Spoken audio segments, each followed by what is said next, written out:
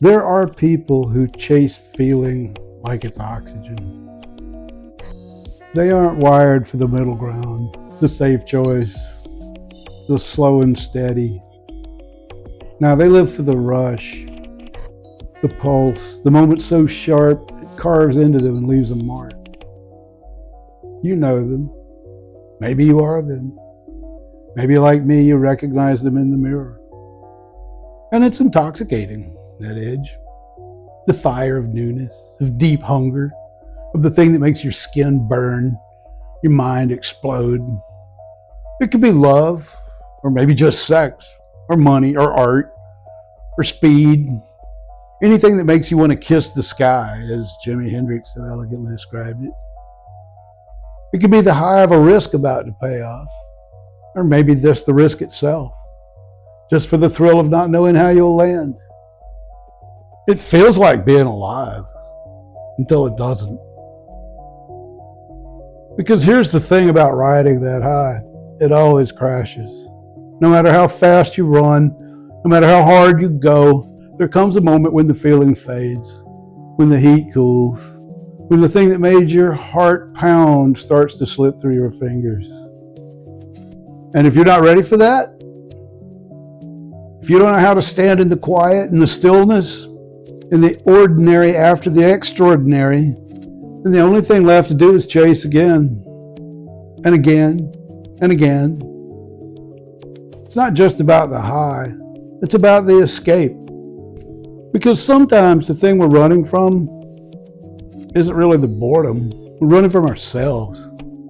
And believe me, I've seen what happens when the chase begins to own you, when the hunger turns restless, when the fire doesn't just light up your world, it torches it, burns it to ashes. The aftermath isn't pretty. It's wreckage. It's standing in the ruins of what was once your life, realizing that you were the storm that tore through it. Nobody ever thinks they'll be that person until they are.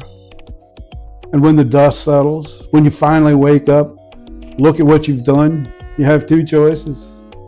You can keep running, or you can face yourself. So, how do you keep the fire without letting it burn you down? How do you live intensely without losing yourself to it? Well, you learn to hold the feeling, to stand in it without gripping it too tight, to recognize that passion doesn't have to be self-destruction, that intensity doesn't have to mean chaos, that the quiet isn't something to fear, it's just part of the rhythm.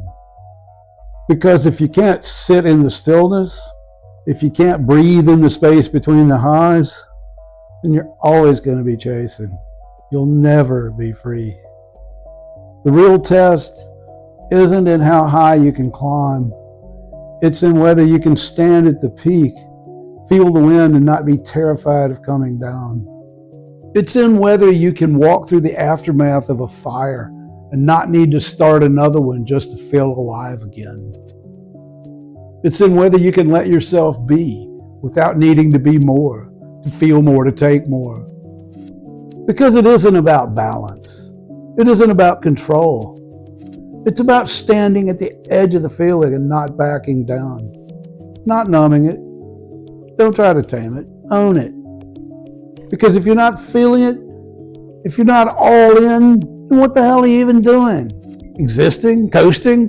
That's not life. That's not living. That's surviving. So step up. Take the hit. Let yourself be wrecked. And rebuild. And wrecked again.